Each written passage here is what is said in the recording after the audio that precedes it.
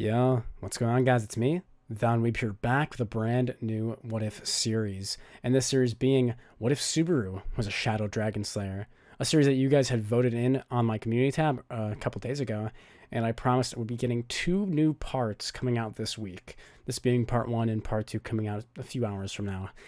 Anyway, I hope you guys are excited for this series considering the landslide amount of votes that it won. And if you guys have any ideas or anything you want to add to this series, make sure to comment them down below while I'm still in the terms of process of writing it, so I can maybe include some cool ideas. Anyway, if you guys are looking forward to more videos, which you should be, I'll be posting more here, both here and on my second channel, Zonkyo. And there's a few things I want to update here since this is a part 1, so a lot more people will be in this part than the other videos. Is that I'll be saying is, for anyone who's been following the Sage of Six Paths series, the finale to that part will be coming out within the next month. So that will be the finale to that series, and then I'll be posting the movie for that What If.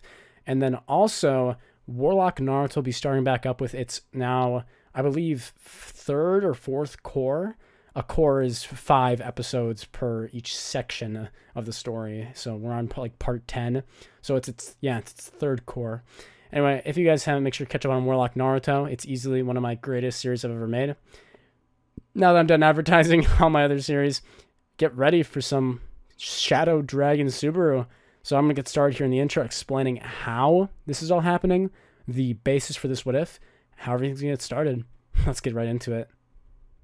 Alright, so just like what I had just said, we're going to be getting into, like I do with most of my series, the intro of how everything is being placed, what's going on with the basis of the setting. So as the What If says, this is the story of what if Subaru was a Shadow Dragon Slayer.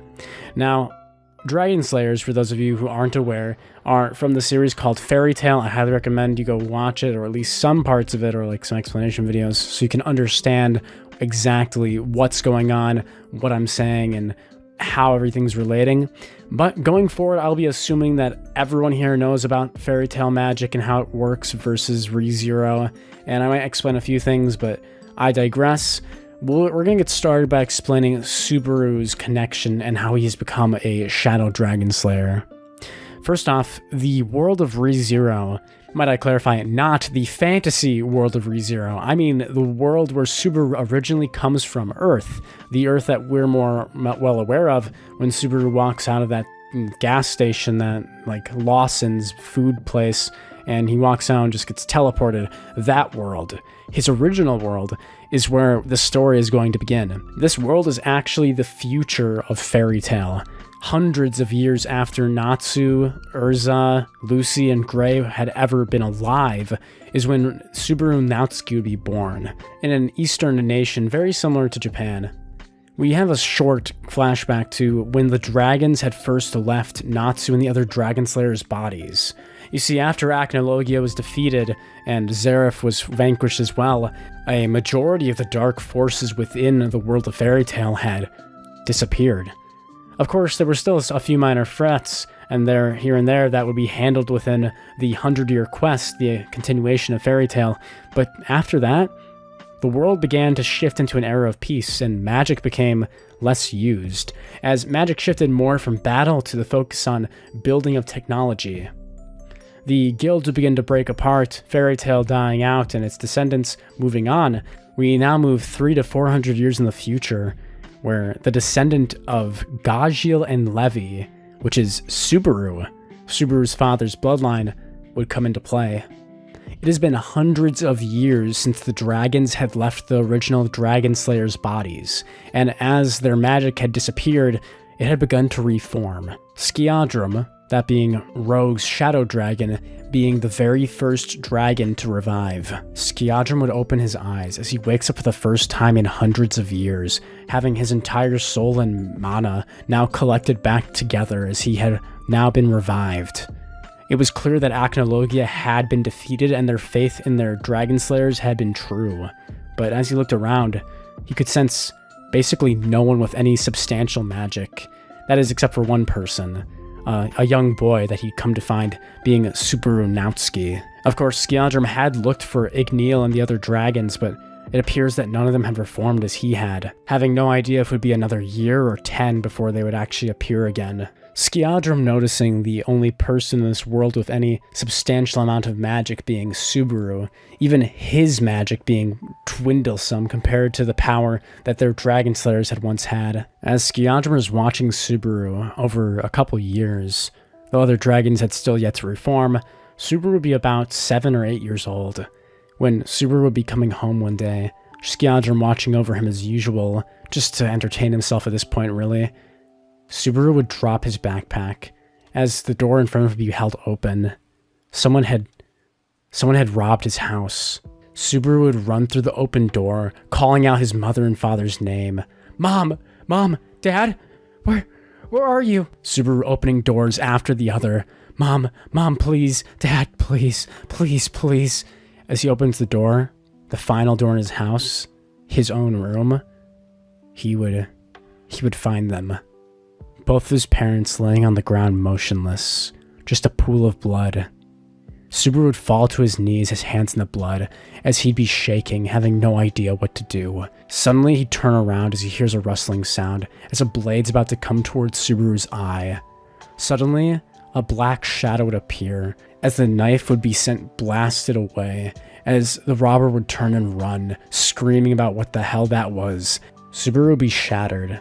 A neighbor having already called the police after hearing some incident occur in their neighbor's house, the police officers would come to find Subaru sitting by his parents' corpses, their eyes lifeless. With no relatives or anyone to take Subaru, the plan was just to put him into the foster system and sell off the house. It's at this point that Skiadrum would intervene, having regretted what he had done by not protecting them when Subaru was at school and just following him instead. It's at this point when Subaru would be taken away, Subaru sitting in his room, already shattered, just looking down at the floor, now cleaned up with no blood, but he could still see it in his mind. Subaru would hear a tapping on his window. Huh? Subaru would get up, walking towards the window, opening it slowly, as there's nothing there. Suddenly, Subaru would be picked up by the back of his shirt. As Subaru starts screaming, he'd fly away. As Skiadrum would take Subaru to a far-off location so that way he wouldn't be disrupted by any humans, and that way Subaru could see him in his full form. Subaru's voice would have gone hoarse from screaming. He had just been disappeared, spirited away. His neighbors would never even know what had happened to him, as he then opens his eyes, falling to the ground as dust then waves into his nose, causing him to cough. What was that? Subaru would turn around, his eyes still being in that dark, empty place, as he then sees it. A dragon, Skiadrum would say, as Subaru would just cover his mouth with both hands, being terrified. Are you gonna eat me? Subaru would say. These first words would cause Skiadrum to burst out laughing, remembering when he had raised Rogue the first time. This being now his second chosen dragon slayer. No, I'm not gonna eat you. Oh, well, that's good. Not like I have much to live for anyway. After Subaru had calmed down a little, Skiadrum would offer a proposal to Subaru. You know that man? That man? Subaru would say. Yes, the one who murdered your parents and got away. Subaru would remember the day, as his fist would curl up in with rage. How do you know about that? He'd say. The dragon would snicker seemingly, as Skiadrum would then offer a option for Subaru. In reality, Skiadrum feels terrible, having basically let Subaru's parents die. He had never intended that, but now this was seemingly the only way he could make amends. He'd give Subaru the power to free himself from that hopeless world, just as how the orphans of the original Dragon Slayers were then given the power themselves to change their fates. This was the only thing Skiadrum had ever known that he could do for a human child. This is where Skiadrum would offer Subaru a helping hand. How would you feel about learning how to use magic? What? Magic? You're joking, right? Only babies would believe in... Skiadrum would turn, taking a little whistle as he blows, with just a single bit of power from a shadow dragon roar, decimating the side of the mountain as Subaru's mouth would be aghast. And you think I can do that, he'd say. Skiadrum would then seemingly snicker again, saying, of course you can. Even with that pitiful amount of magic you have now. If I train you, Subaru would gulp, feeling the urge for revenge inside of him, as he would then agree for Skiadrum to train with him. When the police and child services had arrived at Subaru's house, he'd be gone, as if he had never been there to begin with, his stuff all sitting there being the only proof of his existence, as Subaru Natsuki would disappear for the next 10 years. Something I feel I should mention before we go into this little time skip here is that, unlike the original Dragon Slayers who were on a time crunch and had to train the Dragon Slayers quickly, Acnologia is gone. Like, he'd been killed by Natsu years ago. There's no threat for Skiadrum to really face at this point, besides just living his life as a dragon and existing in the world. There was no real point in dragons or magic existing anymore. So he really had all the time he needed to train Subaru in everything, to the point where Subaru has several abilities completely mastered that the other Dragon Slayers would never have until the end of the series. A few other things I like to cover for people who would be commenting this is why Subaru's parents are dead, and that's for a very good reason, in that something that I really wanted Subaru to experience is this parental loss that all the other Dragon Slayers had to deal with. Natsu losing Igneal, all of the Dragon Slayers losing their dragons. That was that sense of loss, and it's also what drove them to actually become stronger wizards and mages. And since Subaru has parents, he's not exactly like the other Dragon Slayers in that way. And so instead of him losing his dragon and getting a new human family, it's the other way around. So Subaru lost his human side and now was trained by a dragon, raised with his father being Skiadrum. And as you guys know, this would be where things are going to get a little interesting. Subaru is now 17 years old, and as he's walking into town, Subaru had decided that it was time for him to get some new clothes. Skiadrum telling Subaru that he's fine in what he has, but Subaru disagreeing, saying that his shoes were too small and everything was torn up and tattered. Subaru deciding that with the money he had in his pocket, he might be able to sort something out, with him inevitably being turned down as he decides to go to that very same Lawson's that he would have in the original timeline, looking like a hobo, with his hair long and everything being tattered. Subaru would walk into the Lawson's just looking at all the stuff he had missed, seeing all the manga updates that he had never been able to follow on, as he smiles thinking about what he used to do. Subaru deciding on if it's time to go after that guy, not realizing how strong he had already become. As Subaru thinks if he should bring anything for his dad, Skiadrum, he would walk out of the store and onto the street, as he'd suddenly feel a wave of tiredness. I swear I got enough sleep last... Huh? Subaru would suddenly open his eyes as he felt magic surrounding him. What the hell was that? He'd say, as Subaru opens his eyes and turns around to find that he had been transported. Or what he thought was teleported back in time, since Skiadrum had told him about the old days of this world, the true history of his own world, that of the Dragon Slayers and Acnologia. Subaru would think that he had been sent back in time. Dad? Subaru even now would still have that hobo vibe as everyone's giving him a wide berth, not knowing where this guy came from or why he's not in some slum somewhere where he belongs. Subaru would enter into one of the demi-human cafes he's about to get thrown out, Subaru in this version being far more aggressive, as he then starts a fight in the bar, knocking out several demi-humans and having the guards called on him. I'll take you all on, he'd say. I feel that it's appropriate here to explain some of Subaru's abilities, starting off with the overarching being Shadow Dragon Slayer magic, alongside the anti-dragonization that Skiadrum had used on Subaru's soul, so that learning this magic wouldn't turn him into a dragon, like what had happened to the prehistoric Dragon Slayers, like Urza's mom. He had also taught him Shadow Dragon Slayer magic, a magic which allows Subaru to transform the physiology of his body into that of a shadow dragon, transforming into a shadow that can't be touched by unmagical means, basically meaning that he can't be damaged by physical attacks. Subaru is also able to fade himself into shadows to move faster, dodge efficiently, and use surprise attacks.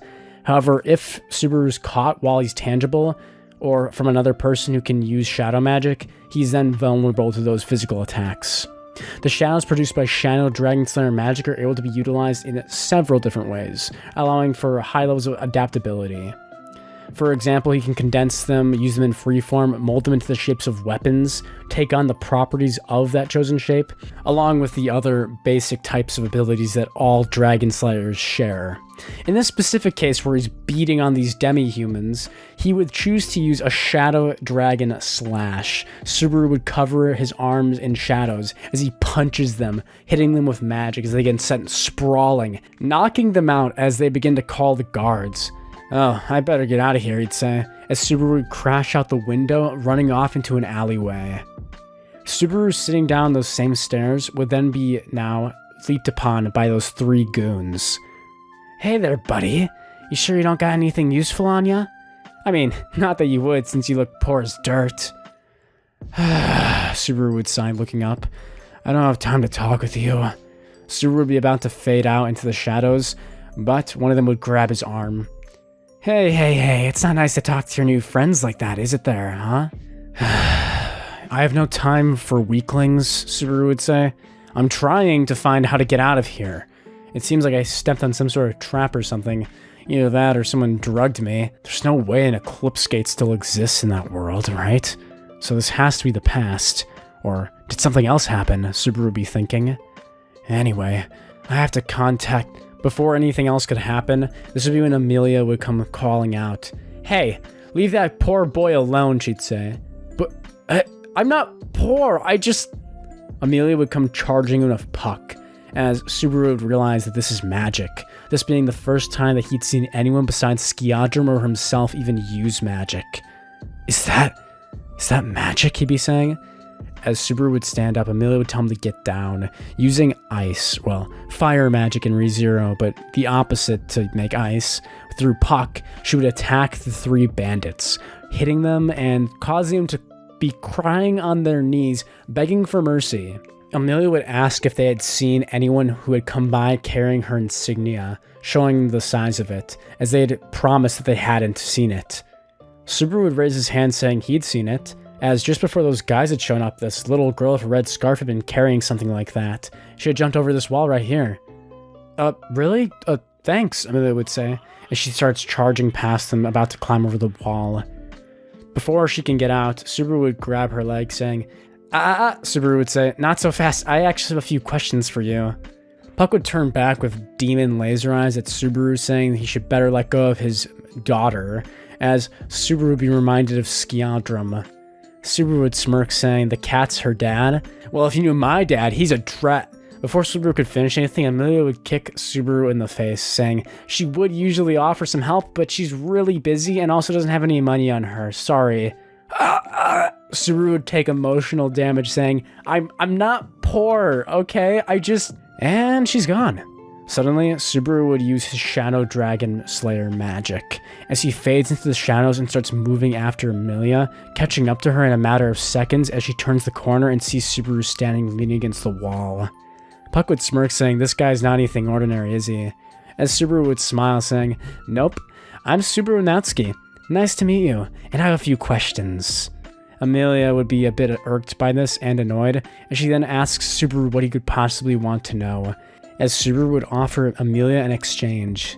"I'll help you find that insignia if you'll tell me where I am and what year it is." Amelia would offer her hand before she receives Subaru's, and then offers a elbow bump, saying she wouldn't want to catch any of his germs. Subaru would be both, again, offended and also feel even worse about his appearance, saying, "Is it really that bad?" Considering he only had himself and Skiadrum to compare to, he thought he had been doing pretty well. It's with his agreement here that Subaru and Amelia would then go after Felt, with Subaru and Amelia eventually finding that little girl, helping her as well as getting her back with her mother, and a variety of odd tasks, Subaru being entranced by Amelia, seeing how kind she was. "So why did you kick me in the face again?" "I told you I was busy, and you grabbed my leg. You deserved it. That was sexual harassment, you know." Subaru would sigh. I don't even want to... Whatever. Anyway, I don't think this is getting us anywhere. Subaru would think about the stories Skiadrum had told him as he comes to realize it. Wait, whatever your name is. Oh wait, actually, what is your name? You didn't tell me, I told you mine. Oh, it's, Satella, she'd say. Oh, well, it's nice to meet you, Satella. Anyway, basically, I have a quick question for you. Where do you think people who steal things live? Amelia would question this for a second before thinking, a politician's house? Funny joke, but no, actually, I was about to say the slums, but that's a pretty good one too, Subaru would say. Anyway, Subaru would say, I think we should go check the slums. Maybe there's some sort of trading post that this little kid would have sold it to, if it's especially something that pretty invaluable as you describe it. Oh, that's a good idea, Amelia would say, as Amelia and Subaru would then walk, trudging their way over to the slums, where Old Man Raj and the trading house is. It's here inside where both Subaru and Amelia would run into Felt, who just had snagged and brought the insignia. Huh, Subaru would say. Now, just not gonna brag, but who was right again? Shut up, Subaru. Right again. Haters gonna hate. Anyway, Subaru would say, I'll be taking that insignia back for this young lady here. Come on, hand it over. This would be when Raj and Felt would be prepared to fight Subaru and Amelia, when suddenly a knocking would happen at the door. Can you just hold on a second, Old Man Raj would say. I think our buyer's here. There's no need to buy anything, Subaru would say. We're just gonna be taking it. Old Man Raj would sigh, carrying his club, as he's thinking about swinging it at Subaru, but would decide to wait. As he opens the door, Old Man Raj would have a flash come at him, as he barely blocks the strike of the blade with a club. As Elsa Reinhardt, the bowel hunter, enters into the room. Huh, I swear I could have sliced clean through that. I guess I must be a little rusty today. Subaru would immediately recognize this threat, as he turns, telling Amelia to get behind him. Puck also would appear, telling Amelia to listen to Subaru, as Subaru's ready for a fight. Felt would turn, trying to escape with the insignia, as Amelia would go after Felt, now running off into the slums. Elsa would then turn around, trying to go after the insignia. Not so fast there, little missy, Subaru would say. You still have me to deal with, and this old guy, I guess. Come on, give me your best shot. Needless to say, this Subaru is incredibly cocky with his abilities. Since Skiadrum had raised him, and you can really feel his Gajiel from his old great-grandpa coming through. Anyway, Subaru would be ready for a fight. Elsa Grandeur would lick her blade, saying that she's ready to take on any bowels. Even the insides of a dirty street rat like you might be a beautiful red. Ugh, that sounds creepy, Subaru would say. Well, whatever, bring it on. Elsa would charge for it at blitzing speeds, as Subaru would smirk, as he just stands there. The blade would cut right through Subaru, as she would realize it immediately. He's intangible, right? Subaru would say, as only shadows would be cut through the blade. Subaru using his Shadow Dragon Slayer to make himself intangible to physical attacks. Elsa would turn around, moving fast as lightning, trying to carve Subaru again, as Subaru would then use a Shadow Dragon Roar, screaming at Elsa. A blast of shadows would be ejected towards her, as she crashes through the back wall of the house. As Elsa pulls herself up, suddenly Subaru would be behind her. Didn't you say that my insides were a beautiful red? Well, let's check yours, he'd say, as he then pushes his fist through Elsa's back, almost appearing through the other side with a Shadow Dragon Slash, coating his fist in shadows, as she'd cough up blood, feeling her spine crack, as Elsa Grandeur would get sent flying again. He's way too strong. I have to get out of here. Subaru would be a Shadow Dragon, and a Shadow Dragon never lets its prey escape. As Subaru's about to go for the kill, this vengeful Subaru that had been raised by a dragon without the moral implications of humanity, of the modern time, he'd be ready to kill Elsa Grandhert, when suddenly a blade would come between them. I heard someone had started a fight in town. After following their tracks, I never expected it to be someone looking like you. We would see in front of us Reinhardt, as Reinhardt would block Subaru's killing blow from the attack on Elsa. Subaru would pull back, his senses immediately picking up the danger that Reinhardt possesses as he holds both hands up smiling, saying, "Come on there, Mr. Knight, I was just playing around, you know." Reinhardt would touch the legendary sword at his side, realizing that he could actually pull it out of the sheath, but Subaru wasn't attacking him. "It appears you're worthy of the legendary sword. I guess we'll have to hold this off for another day, since this is the Bowel Hunter. I'll be taking her in," he'd say, as Reinhardt would turn trying to take Elsa. As he goes to take Elsa, she'd be gone. "See, I told you, you shouldn't have been going after me, you let her get away." This would be annoying to Reinhardt, as he then tells Subaru to wait there if he doesn't want to die.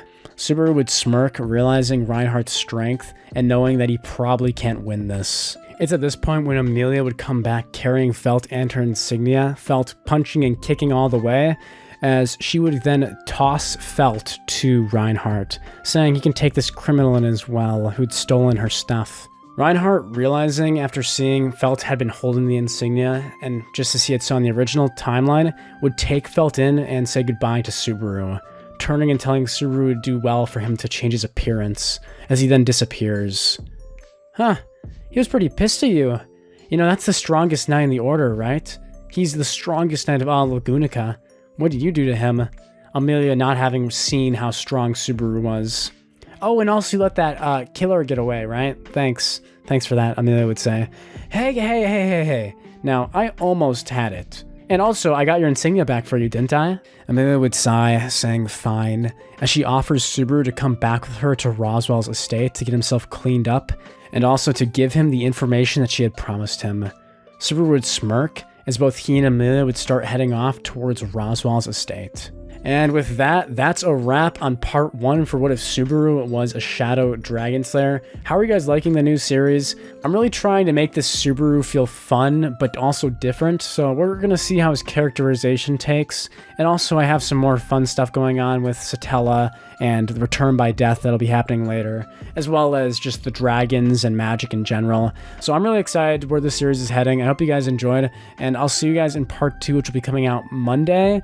I know there's some stuff here I had to add to the story for the sake of making it a good story, but I also did this in Sukuna Subaru, adding the friend of Subaru who actually started that whole event chain. And for this, I added another character in order to get the ball rolling, that being Subaru's parents' killer, like I said in the video, being the strawback, but also the starter of how Skialdrum decides in his heart to train Subaru. Anyway, I'm really excited to see how Subaru, as this Dragon Slayer, almost Natsu cocky-like fighter, is going to be moving through the world of ReZero, as well as just see how he takes on battles and conflicts. So I hope you guys are going to be joining me along with that journey with part 2. And yeah, I'll see you guys next time. Bye.